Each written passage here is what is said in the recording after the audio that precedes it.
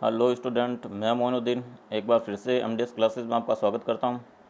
आज का अपना टॉपिक है सारणिकों के अनुप्रयोग यानी एप्लीकेशन ऑफ डिटर्मिनेंट, जिसमें पहला है वो त्रिभुज का क्षेत्रफल यानी एरिया ऑफ ट्राइंगल।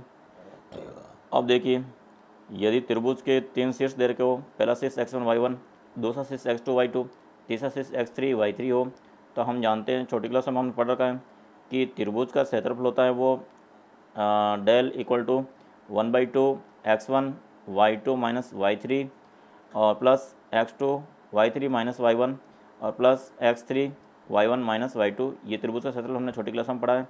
ये त्रिभुज का क्षेत्रफल होता है, इसको हमने समीकरण 1 मान लिया। अब इस जो ये तीनों शीर्ष दे रखे हैं इनको सारणिक में व्यवस्थित कर लेते हैं। ये पहला शीर्ष है x1 y1 1 लिख देते हैं, और ये दूसरा शीर्ष है x1 y1 और 1, और ये तीसरा शीर्ष है x3 y3 और 1। हम ये मान के चलते हैं ये 3D के पॉइंट है, तो यहाँ पे तीसरा पॉइंट 1 1 और 1 मान लेते हैं, तो ये बन जाते हैं आपके। अब देखिए, इस सारणी को हम प्रसार करते हैं, तो ये तो x1 और यहाँ पे y2 माइनस y3 आ जाएगा, ये y2 माइनस y3 आ जाएगा। फिर यहाँ पे माइनस का x2, क्योंकि मैं c1 के सापेक्ष प्रसार कर रहा हूँ, तो ये माइनस का x2 और यहाँ अंदर आ जाएगा y1 minus y3, y1 minus y3 आएगा। इसमें से मैं माइनस कॉमन लो तो बाहर वाला जो माइनस है वो प्लस हो जाएगा, और यहाँ हो जाएगा y3 माइनस 1, ये तो प्लस हो गया, और ये y3 आगे आ जाएगा, y3 माइनस y1 हो जाएगा। अब इस 1 ये लास्ट x3 और ये हो जाएगा y1 माइनस y2। तो अब देखिए, इसको मैं समीकरण 2 दे देता हूँ। ये जो इस सारणी का मान आया उसको समीकरण 2 दे देते हैं, और ये जो हम जानते हैं उसको हमने समीकरण 1 दे दिया। तो समीकरण 1 और 2 से हम यहाँ पे इसकी वैल्यू, ये वैल्यू है वो इस सारणी के इक्वल होता है, क्योंकि ये है देखो। अब तो इसकी वैल्यू हम सारणी का यहाँ से उठा के ये यहाँ वैल्यू रखेंगे, तो आपके त्रिभुज का क्षेत्रफल हो जाएगा वो 1/2 और इस सारणी के मान की। तो इस प्रकार आपका फॉर्मूला बन गया कि अगर त्रिभुज के तीन शीर्ष दे रखे हो तो उसका क्षेत्रफल होता है वो 1/2, x1 y1 1, x2 y2 और 1, x3 y3 और 1 होता है। तो देखिए, अब एक उदाहरण लेते हैं। आपको अगर त्रिभुज के तीन शीर्ष दे रखे हैं, पहला शीर्ष a -3 3, दूसरा शीर्ष b 2 3, तीसरा शीर्ष c और 2 -2 है। अब हमें इस त्रिभुज का क्षेत्रफल ज्ञात करना, तो हम जानते हैं कि त्रिभुज का क्षेत्रफल क्या होता है, वो आपके 1/2 यहाँ पे x1 y1 और 1 होता है। तो x1 y1 की जगह तो यहाँ -3 और 3 लिख देंगे, और ये 1, और फिर बाद में आपके x2 y2 और 1 आता है, तो यहाँ पे x2 और y2, x2 तो हो गया 2 3 और ये 1 लिख देंगे। फिर तीसरा पॉइंट 2 -2 और 1 लिख देंगे। तो ये त्रिभुज के क्षेत्रफल में हमने इनके बिंदुओं को व्यवस्थित कर दिया, और अब इसका प्रसार यानी करते ही आपका आंसर आ जाएगा।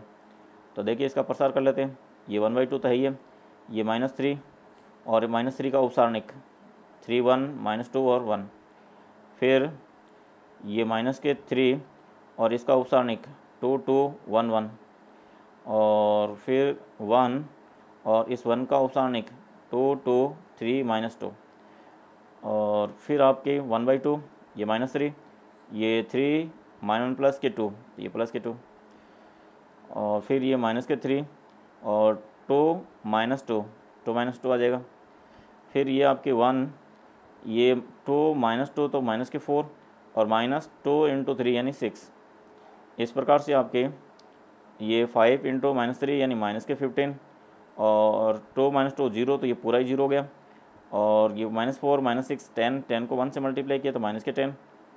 तो अब देखिए वैल्यू क्या आ रही है, -15 -10 -25/2। अगर मैं इसमें 25 में 2 से डिवाइड करूँ तो ये हो जाएगा आपके -12.5 वर्ग इकाई। हम जानते हैं कि त्रिभुज का क्षेत्रफल कभी नेगेटिव नहीं होता है, इसलिए यहाँ से माइनस साइन को हटा देंगे, तो आपके ये जो 3 बिंदु दे रखे थे उनसे बने त्रिभुज से क्षेत्रफल हो जाएगा वो आपके 12.5 वर्ग इकाई आ जाएगा। आगे बढ़ते हैं, और अगला जो टॉपिक है वो है आपके तीन बिंदुओं के सरेकी होने की शर्त। अगर आपके 3 बिंदु दे रखे हो, ये पहला पॉइंट और ये दूसरा पॉइंट और ये तीसरा पॉइंट, अगर ये सरेकी है, सरेकिया का मतलब एक ही रेखा पे है, एक ही रेखा पर है, इसका मतलब इसका त्रिभुज नहीं बनेगा। और अगर इन तीनों से अगर त्रिभुज नहीं बनता है तो त्रिभुज का क्षेत्रफल क्या होगा, 0। अतः 3 बिंदुओं के सरेकी होने की शर्त क्या हो गई कि उन तीनों बिंदुओं से त्रिभुज का क्षेत्रफल बनता है वो 0 आना चाहिए, तब वो तीनों बिंदु क्या होंगे, सरेके होंगे। तो ये आपके सरेके की शर्त होगी कि पहले तो त्रिभुज का क्षेत्रफल होता है 1/2, ये x1 y1 1 और x2 y2 1 और x3 y3 1। अगर ये त्रिभुज का क्षेत्रफल अगर 0 आ जाता है तो ये तीनों बिंदु क्या हो जाएंगे, सरेके हो जाएंगे। अब ये जो 1/2 है इसको 0 में डाल दिया तो ये जो सारणी का मान 0 आते ही ये कंडीशन हुई आपके 3 बिंदुओं के सरेके होने की। तो आप देखते हैं, एक उदाहरण देते हैं। यहाँ पे आपके ए शीर्ष है, बी शीर्ष है और सी शीर्ष है। इन तीन बिंदु दे रखे हैं। तीनों बिंदुओं के सरेके यानी एक रेखा पर होना की है या नहीं है उसकी जांच करो। उसकी जांच करने के लिए हम क्या करते हैं, त्रिभुज का क्षेत्रफल निकाल देते हैं। ये डेल 1/2, ये 3 - 2 और 1, 5 2 और 1 एंड 8 8 और 1। इस प्रकार से हमने त्रिभुज के क्षेत्रफल में सूत्र में इन बिंदुओं को व्यवस्थित कर लिया। अब इनका मान निकालते हैं। तो मान निकालेंगे तो ये हो जाएगा आपके 1/2 और 3 और 2 × 1 यानी 2 और 8 × 1 -8। अब यहाँ पे -2 है तो सूत्र में माइनस आता है और ये -2 तो ये प्लस का 2 हो जाएगा। और फिर ये 5 × 1 यानी 5 और 8 × 1 यानी -8। अब 1 और 5 × 8 यानी 40 और 8 × 2 यानी 60। तो इस प्रकार से इसका सारणी का मान आएगा आपकी 1/2। 2 में से -8 जाएंगे तो -6 -6 को 3 से गुणा करेंगे तो -18। 5 में से 8 निकले तो 3 -के और -3 को 2 से गुणा किया तो ये -6। और 40 में से 16 जाएंगे तो 24 को 1 से गुणा किया तो ये 24 आ गए। अब देखिए -18 और -24 हो गए, माइनस के और ये प्लस के 24। तो इस प्रकार से इसका मान तो आ गया 0। तो इन तीनों बिंदुओं जो 3 बिंदु दे रखे थे उनसे हमने त्रिभुज का क्षेत्रफल निकाला, उसका मान 0 आ रहा है। अतः ये तीनों बिंदु क्या होंगे, सरेके यानी एक ही रेखा पर होंगे। अब हम आगे बात करते हैं कि आपको अगर 3 बिंदु अगर दो बिंदुओं से गुजरने वाली रेखा का समीकरण ज्ञात करना है। अगर 2 बिंदु दे रखे हैं, ये एक बिंदु और एक ये दूसरा बिंदु दे रखा है, तो हम अपनी मर्जी से एक वेरिएबल कोई पॉइंट मान लेंगे p(x, y) और ये पॉइंट मान लिया। तो इन तीनों बिंदुओं से गुजरने वाली रेखा का समीकरण होता है वो त्रिभुज का क्षेत्रफल को 0 रखने से प्राप्त हो जाएगा। तो हम जानते हैं कि त्रिभुज का क्षेत्रफल होता है वो क्या होता है, 1/2। और इनको व्यवस्थित कर लेंगे, ये x1 y1 और 0 यहाँ 1 और यहाँ पे x2 y2 और 1 और ये तीसरा पॉइंट x y और 1। और इसको क्योंकि ये तीनों एक रेखा पर स्थित है तो इनका क्षेत्रफल आएगा वो 0 के इक्वल आएगा। तो 1/2 0 चला जाएगा तो ये 2 अड़ते ही ये जो कंडीशन बनेगी वो 2 बिंदुओं से गुजरने वाली रेखा का समीकरण कहलाएगा। या इसको और इस प्रकार से लिख सकते हैं कि अगर हम पहला ये पॉइंट लिख देते हैं x y और 1, दूसरा पॉइंट x1 y1 और 1 और x2 y2 1 लिख देते तो ये भी सेम रिजल्ट देगा, जो हम पहले लिखा वो और ये रिजल्ट सेम देगा। अतः 2 बिंदुओं से गुजरने वाले रेखा का समीकरण ये होगा। अब देखिए आपको 2 पॉइंट दे रखे हैं, एक पॉइंट ये और दूसरा पॉइंट ये दे रखा है, चाहे गुजरने वाली रेखा का समीकरण निकालो। तो हम इस जो ऊपर हमने फॉर्मूला निकाला तो उसमें वैल्यू पुट करते हैं। यहाँ x1 y1 और 1, यहाँ 3 1 और 1 और 9 3 और 1 ये रख दिया। और इनसे गुजरने वाली रेखा का समीकरण निकालना है तो इसलिए मतलब इसका त्रिभुज का क्षेत्रफल को 0 के तो 0 के इक्वल कर दिया। अब इनको सॉल्व करते ही रेखा का समीकरण आ जाएगा। तो ये तो x और 1 × 1 1 और 3 × 1 यानी -3। अब ये y माइनस का y और 3 × 1 और 9 × 1 -9 और फिर ये 1 और 3 × 3 9 9 × 1 -9। इस प्रकार से इक्वल टू 0 रखेंगे तो 1 में से -3 जाएंगे तो -2x और 9 में से 3 जाएंगे तो -6 और +6y और ये 0 हो गया इक्वल टू 0।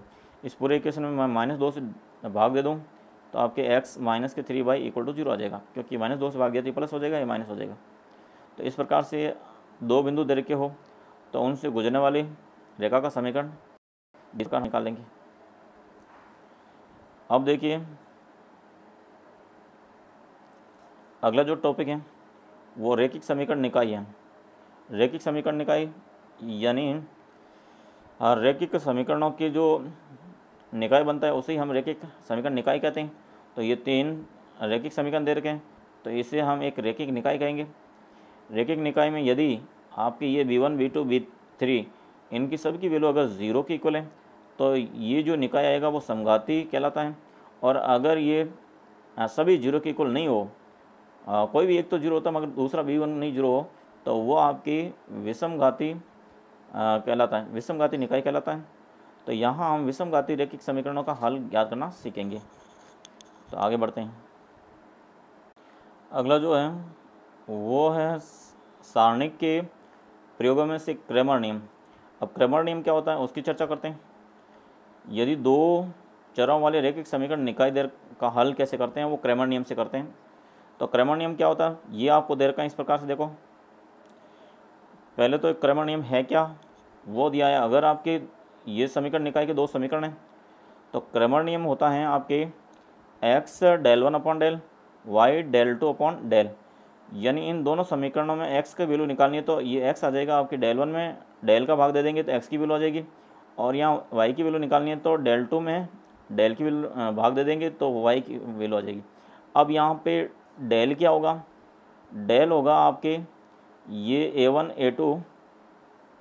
a2 और b1 और b2, ये आपके डेल हो गया।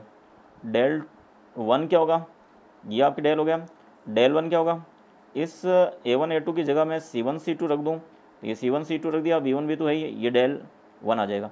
और डेल 2 क्या होगा, ये डेल 2 होगा वो a1 a2 तो ये रहेगा, और इस b1 b2 की जगह c1 c2 रखेंगे तो ये डेल 2 आ जाएगा। इस प्रकार से अगर ये 2 समीकरण दे रखे हैं उनका x और y निकालना होता है तो x सीधा ही मान आपके डेल 1 अपॉन डेल और y equal to del 2 upon del होता है। और जहाँ पे डेल ये, डेल 1 का मान ये और डेल 2 का मान ये होता है, और इसी को ही क्रैमर नियम कहते हैं। इस प्रकार से किसी समीकरणों के x और y के मान निकालना ही क्रैमर नियम कहलाता है। तो देखिए अब हम इसके प्रमाणित करते हैं। सबसे पहले अभी हमने डेल पढ़ा था, डेल की वैल्यू ये होती है। तो अब डेल की वैल्यू के दोनों साइड में हम x से मल्टीप्लाई कर लेते हैं। इधर भी x से मल्टीप्लाई कर लिया और इधर भी x से मल्टीप्लाई कर लिया, तो ये x से मल्टीप्लाई कर लिया। तो अगर किसी भी सारणी को x से मल्टीप्लाई करते हैं तो किसी एक कॉलम को या एक रो से मल्टीप्लाई होता है, तो हम एक इस रो को x से मल्टीप्लाई कर लेते हैं तो ये प्राप्त होता है। अब देखिए यहाँ पे एक प्रारंभिक सक्रिय करते हैं c1 की जगह। c1 की जगह मैं c1 प्लस y c2 कर लेता हूँ। यानी इसको इस c2 को तो मैं y से गुणा करता हूँ और यहाँ c1 में जोड़ लेता हूँ, तो ये जोड़ा तो a1x और ये b1y या a2x और b2y, और बाकी आपके ये सक्रिय हो गए। अब देखिए ये तो आपके डेल x ये प्राप्त हुआ। अब देखो a1x और b1 ये किसकी वैल्यू है, c1 की। यहाँ पे आप देख सकते हो a1x b1y equal to c1, a2x b2y equal to c2, ये आपको दे रखा है समीकरण है। तो अब ये जो वैल्यू आ जाएगी वो c1 की और ये भी c2 की। तो यहाँ पे आपके c1 और c2 रख देंगे, और ये b1 और b2 तो है ही है। तो इस प्रकार से ये किसका मान आया, ये डेल 1 आ गया। इसका मतलब आपके x डेल, जो x डेल आया वो किसके इक्वल है, x डेल आया वो डेल 1 के इक्वल हो गया। तो अब x के मान निकालना है तो डेल को इधर भगा दो, तो x आ गया आपके डेल 1 अपॉन डेल। ये इस प्रकार से आप क्रैमर नियम से x की वैल्यू निकालेंगे। अब इसी प्रकार से अगर मैं y आपके डेल लूँ, ये तो आपके डेल a1 a2 ये आपके डेल लिया मैंने, अब यहाँ तो डायरेक्ट बता दिया। इसी प्रकार से अगर मैंने यहाँ डेल लिया, ये आपके a1 a2 और b1 और b2 है। अब की बार इसको मैं y से मल्टीप्लाई करूँ तो यहाँ पे मैंने y से मल्टीप्लाई किया, तो इधर मैं इस c2 में अब की बार मल्टीप्लाई कर दूँगा y से, तो ये हो जाएगा आपके a1 a2 और ये हो जाएगा y b1 और y b2 हो जाएगा। अब मैं क्या करूँगा, यहाँ प्रारंभिक सक्रिया करूँगा, उस समय क्या करूँगा, या अब की बार c2 में प्रारंभिक सक्रिया करूँगा, जिससे क्या करना है मेरे को, c2 में मुझे c1 को x से गुणा करके c1 जोड़ना है। तो अगर x को C1 से गुणा करके जोड़ेंगे तो यहाँ पे जो वैल्यू यहाँ पे वैल्यू आएगी वो C1 C2 बन जाएगा, और ये पूरी वैल्यू किसकी आएगी, डेल 2 की। तो यहाँ पे आपके इस प्रकार से डेल 2 बन जाएगा, यानी y और डेल यहाँ डेल 2 के इक्वल हो गया, तो y हो जाएगा आपके डेल 2 अपॉन डेल। तो इस प्रकार से आपके ये y को डेल को अगर y से मल्टीप्लाई करेंगे तो ये डेल 2 के इक्वल होगा, तो y हो जाएगा आपके डेल 2 अपॉन डेल, जहाँ डेल आपकी 0 नहीं होना चाहिए। इस प्रकार से अपने क्रैमर नियम होता है कि अगर आपके कोई समीकरण निकाय दे रखा होता है तो उसमें x की वैल्यू निकालते हैं तो डेल 1 अपॉन डेल, और y की वैल्यू निकालते हैं तो डेल 2 अपॉन डेल करते हैं, जहाँ डेल का मान पहले 0 नहीं है, ये चेक करना है। अब देखिए यहाँ पे कोई विशेष कंडीशन दे रखी है समीकरण निकाय की। अगर ये समीकरण है ax plus b1y equal to c1 और ये a2x plus b2y equal to c2 है, तो यहाँ पे ये a1 a2 और b1 b2 not equal to 0, तो इस समीकरण के अद्वितीय हल कोई न कोई एक अद्वितीय हल स्वतंत्र हल प्राप्त होगा। और अगर ये कंडीशन प्राप्त होती हैं a1 a2 equal to b1 b2 परंतु ये not equal to c1 c2, तो इस निकाय का हल संभव नहीं है, कोई इसका हल नहीं होगा अगर ये कंडीशन ऐसा आ जाता है तो। और अगर a1 a2 b1 b2 c1 c2 ये तीनों ही इक्वल हो, उस कंडीशन में ये दोनों रेखाएं हो जाएगी, वो समांतर रेखाएं हो जाएगी और इसके अनंत हल होंगे। ये भी कंडीशन हमने 10th में पढ़ रखा है। तो अब देखिए आगे बढ़ते हैं। अब आज के लिए काफ़ी है, आगे कल करेंगे, तब तक के लिए जय हिंद।